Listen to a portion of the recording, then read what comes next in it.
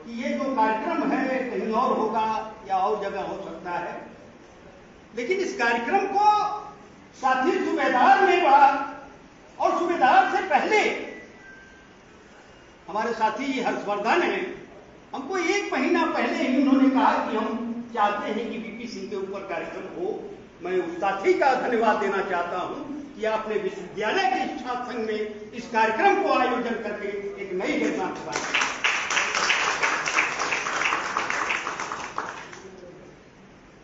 चर्चा जब आपसे हम कर रहे होते हैं तब हम उस विषय को भी ले रहे होते हैं विश्वनाथ प्रताप जी को जाना किस्मत से जाना।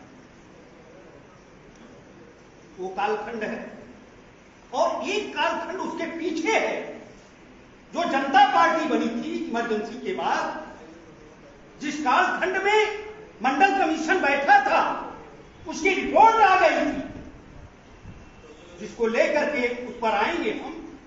मंडल कमीशन की रिपोर्ट आ गई थी और उसके बाद चौधरी साहब, चौधरी चरण सिंह 1 दिन के अंतरिम प्रधानमंत्री थे, वो संसद नहीं चल पाई, उसकी भी चर्चा की। मंडल कमीशन बना क्यों, उसकी भी चर्चा करेंगे, क्योंकि चर्चा का जो आपने विषय रखा है वो व्यापकता विषय है। ये विश्वविद्यालय जिन कारणों से बना था उस कारणों का भी एक बड़ा मतलब था। मालवीय जी ने जो प्रतिस्थापित किया था इस विश्वविद्यालय को, उसके पीछे का जो मकसद था वो भारत बनाने का, भारत को एक ताकत के रूप में बनाना था। इसलिए इस विश्वविद्यालय को काशी में बनाने का उनका जो प्रयोजन था उसके पीछे कहीं न कहीं मकसद रहा होगा। और हम निवेदन के तौर पर आपसे करते हैं कि उस कालखंड में भी बहुत सारे लोगों ने इस विश्वविद्यालय को नहीं बनने दिया और शायद मालवीय जी के साथ बचाऊ सरकार में खड़ा होते तो शायद ये विश्वविद्यालय भी बन नहीं पाता। मैं उस तरफ भी आपको मैं निवेदन आपसे करना चाहता हूं। बहुत सारे विद्यार्थी यहां पढ़े और यहां से पढ़ने के बाद गए और उसके बाद क्या हुआ, और आज जब हम इस विश्वविद्यालय को 75 साल बाद देखते हैं तब ऐसा लगता है कि जिस गरिमा के लिए विश्वविद्यालय बना था वो कहीं न कहीं बिखर गया। फिर से हम आपसे कहने आए हैं कि वो जो सारे साथी है पुराने उस कालखंड के हैं, उस कालखंड के हैं और उस कालखंड के लोग जिस तरीके से देखा है विश्वविद्यालय तो लगता है ये विश्वविद्यालय में जो सूबेदार जी ने कार्यक्रम कराया है वो बदलाव की एक नई प्रक्रिया शुरू, ये संदेश दे रहा है।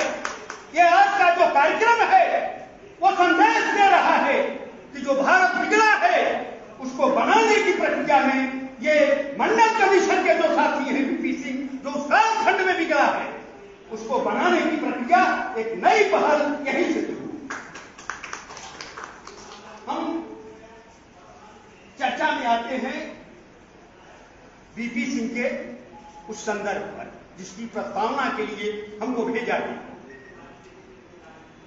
उसी कालखंड में वो कौन सा ऐसा कालखंड रहा होगा जब कहा राजा नहीं फकीर है देश का तकदीर। ये उस कालखंड की एक बड़ी महत्व थी। राजा नहीं फकीर है देश का तकदीर है। और ठीक 11 महीने बाद, ठीक 11 महीने बाद उसी व्यक्ति को कहा, इस देश के बुद्धिजीवी, इस देश के जो सामंती दिमाग के लोग थे उन्हीं लोगों ने कहा राजा नहीं रंग है देश का कलंक है। मैं इसी विषय पर ये विषय है, विषय बड़ा महत्वपूर्ण है। क्या हो गया, कौन सा ऐसा दोष था?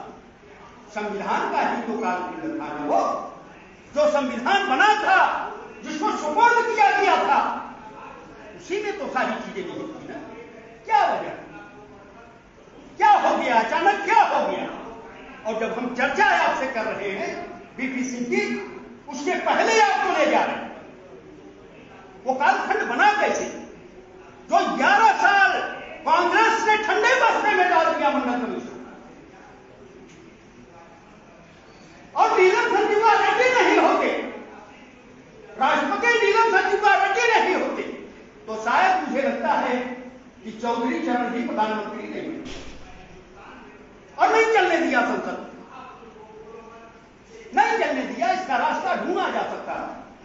रास्ता ढूंढने के तरीके थे, इसी देश के लोग थे जिस तरीके से मालवीय जी ने रास्ता एक हुआ, भारत बनाने के लिए कठिन परिस्थितियों में इस विश्वविद्यालय को निर्मित किया, तो रास्ता निकाला जा सकता था, रास्ता बनाया जा सकता था। इसी देश के लोग, इसी देश के लोग थे, और इस देश के लोगों को अगर आप उस सांचे में ढालते तो शायद जो आज की परिस्थिति आकर के खड़ी हुई है भारतीय राजनीति की, वो परिस्थिति खड़ी नहीं। बड़े विकट संकट में आप खड़े, विकट संकट में खड़े, और जो दौर चल रहा है उस दौर में ये देश बचेगा कि नहीं, ये देश रहेगा कि नहीं, ये संकट आकर के आपके सामने खड़ा है। तब हम आपके बुद्धिजीवियों के बीच में ये सवाल तो करने आए हैं कि देश को बनाने का प्रयास जिन लोगों ने उस समय सपना देखा था, क्या उस तरफ आप जाने का प्रयास करेंगे कि नहीं? और अगर जाएंगे तो जो गलतियां हुई है समाज में, जो रोज गलतियां हो रही हैं, उससे भी आपको रूबरू होना पड़ेगा, रूबरू होना पड़ेगा। और जब रूबरू होइएगा तब रास्ता निकलेगा। बड़ा कठिन दौर में आप चल रहे। मंडल कमीशन जब लगा रहे थे आप, तो उसका विकल्प नहीं था निजीकरण, उसका विकल्प नहीं था, निजीकरण नहीं था। और आज तो पूरा आप देख लीजिए जो आप कर रहे हैं, उससे जो परेशानियां बढ़ रही हैं, उसका मायने क्या? वो रास्ता है, वो रास्ता तो नहीं है। इसी देश के नागरिक है ना, इसी देश के वो लोग भी हैं ना। क्यों क्यों वो रास्ता निकाला जा सकता था, उसको समझ से निकाला जा सकता था, समझदारी से निकाला जा सकता। और निश्चित तौर पर जब हम अपने बुद्धिजीवी समाज में आते हैं, तो बुद्धिजीवी समाज कहीं न कहीं खोखला हो चुका, या तो नियंत्रण से बाहर इनके हो गया था। और आज मुझे कहने में कोई संकोच नहीं है कि आज की जो परिस्थिति आकर के खड़ी है, उसमें ये पूरा का पूरा जो नौजवान है, जिसको इसलिए जो गवर्नमेंट आई थी, जो 2 करोड़ की नौकरी दे रही, प्रतिवर्ष 2 करोड़ की नौकरी दे रही, या तो कुछ नहीं, लेकिन इतना कर्ज ले लिया कि शायद जो भी सरकारें आएंगी उनके लिए कठिन दौर, बड़े कठिन दौर में हम आप चल रहे हैं। रास्ता कैसे निकले? रास्ता तो भारत की भूमि को बढ़ाया नहीं जा सकता। भारत की जो भूमि है उसी में रहना है, सबको रहना है। तो रहना है तो हमको खूबसूरत बनाना है, खूबसूरत बनाना है, खूबसूरत तरीके से रहना है। और हम खूबसूरत तरीके से नहीं रह रहे हैं, बल्कि अपने सुख सुविधा के लिए सारा का सारा दोष वो अंतिम व्यक्ति पर डाल दे रहे हैं। ये संकट, अंतिम व्यक्ति जो मजदूर है, किसान है, बुनकर है, सारे के सारे वो लोग हैं जो टैक्स पे ही होते हैं। कर विवर्तन, जो कर विवर्तन होता है, वो कर विवर्तन होकर के अंतिम आदमी देता है। मान लो अगर कहते किसान की हम नहीं पैदा करें, बुनकर कहते हम नहीं पैदा नहीं बनाना चाहते, मजदूर कहते हम काम नहीं करना चाहते, तब देश का क्या होगा? अभी इस पर भी सोचने का प्रयास आप करना। और मैं आपको उस तरफ भी ले जा रहा हूं कि जो ये असल में प्रोफेसर, यहाँ के एक प्रोफेसर थे और 3-4 साथी, उन लोगों को एक मेरे लिए काम सौंपा गया था कोरोना कालखंड में। वो चर्चा नहीं करनी थी, लेकिन कर दे रहा हूं इसलिए कि सामाजिक न्याय की पवित्रता है का। सामाजिक न्याय की जो पवित्रता है वो कहां रुकी हुई। एक लहुरावीर जो चौराहा है उसके मेन हॉल में जाकर के एक सफाई कर्मी अपनी जान खो बैठा है, जान दे देता है।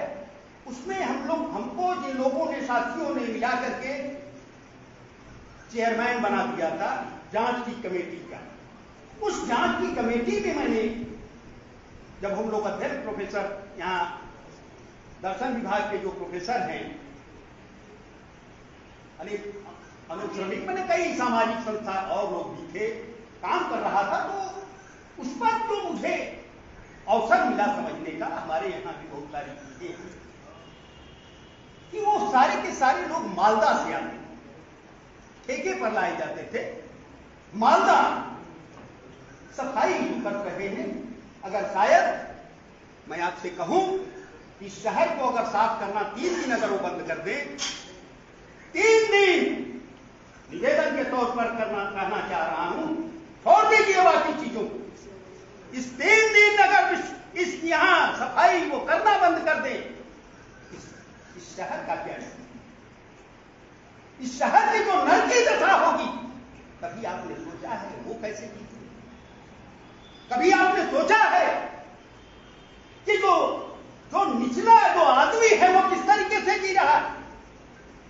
आप जब इस पर सोचने का प्रयास करिएगा, हमको लगता है कि जब आप इस पर आगे जाने का प्रयास करिएगा, तब आपके बीच में जो मनोविज्ञान, जो आम आदमी के प्रति मनोविज्ञान होना चाहिए था, जिस कारणों के लिए विश्वविद्यालय बनाया था मालवीय जी ने, वो मनोविज्ञान आपके भीतर नहीं पनपा। ये आपका दोष है और आपने उन लोगों को समझाने का प्रयास नहीं किया, इसके लिए भी आप दोषी हैं। मैं निवेदन आपसे कर रहा हूं कि सूबेदार जी ने जो एक पहल की है, वो बदलाव की प्रक्रिया का रास्ता, बदलाव की प्रक्रिया का रास्ता होगा। और मंडल कमीशन की बात, आज एक लेख मैं पढ़ रहा था, राघव शरण शर्मा, आप परिचित हो ना हो, डॉक्टर आनंद कुमार जी हैं, जानते हैं, बड़े विद्वान आदमी, बड़े विद्वान आदमी हैं। उन्होंने जो जिस तरीके से संप्रेषण दिया और उनसे मुलाकात हमको कराई थी साथी मार्कंडे, ये छात्र संघ के जो पूर्व अध्यक्ष थे मार्कंडे जी, एक बार किसी कार्यक्रम में उनसे हमारा संवाद कराए थे। आज उन्होंने एक आर्टिकल लिखा है, उस आर्टिकल की चर्चा भी मैं आपसे करूंगा निवेदन के तौर पर। महत्वपूर्ण है, शहरों से पलायन कैसे हो रहा है, अरे गांव से पलायन कैसे हो रहा है। गांव से पलायन, वो जो जमींदार थे, बाकी चीजों हैं कि उसके बारे में उन्होंने अपनी एक बेबाक टिप्पणी लिखी है। वो मूल रूप से कई हजार बिगहे के वो मालिक थे, जमींदार थे, वो आजकल ब्रिज इनक्लेव में रहते थे, ब्रिज इनक्लेव में रहते थे। और चर्चा जिस तरीके से उन्होंने किया है, उन संदर्भों की चर्चा कर किया है कि पहले तो हम नक्सल से प्रभावित थे, किसान आंदोलन जिस तरीके से नक्सल से प्रभावित होता है, सारे के सारे किसान माने छोड़ देते थे।